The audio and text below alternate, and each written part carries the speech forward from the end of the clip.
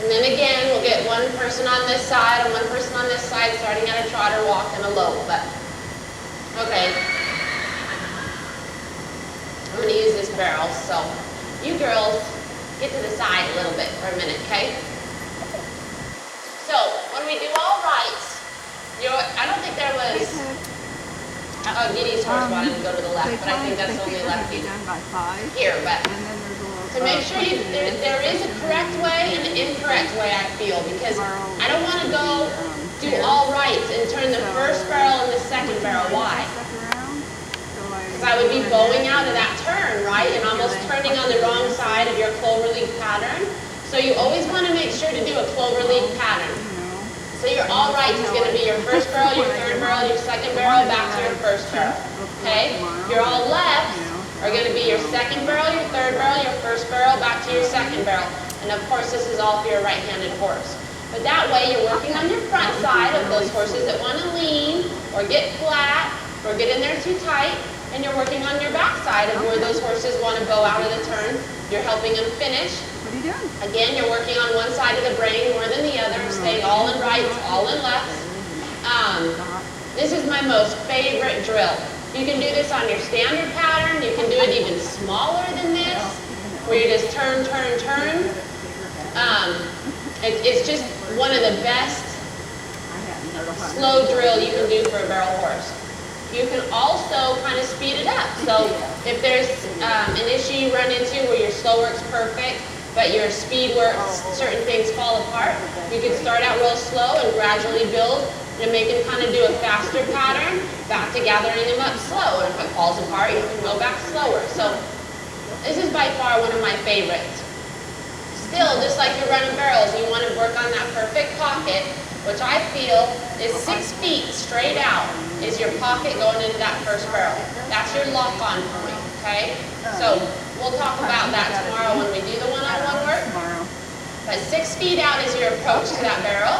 Then you're going to go 3 feet all the way around it with your hind leg getting to that back point right there before you start guiding around to that next barrel, okay?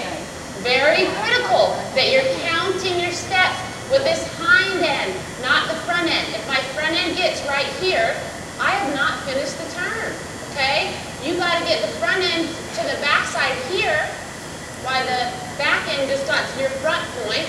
While the front point moves on, your back point now just got to the back point before you finish that turn, okay? Again, be real slow with your hand movements so that they don't change leads on you. Stay looking over the top of his head, nice and relaxed. Always moving my fingertips, moving with that rhythm of that horse.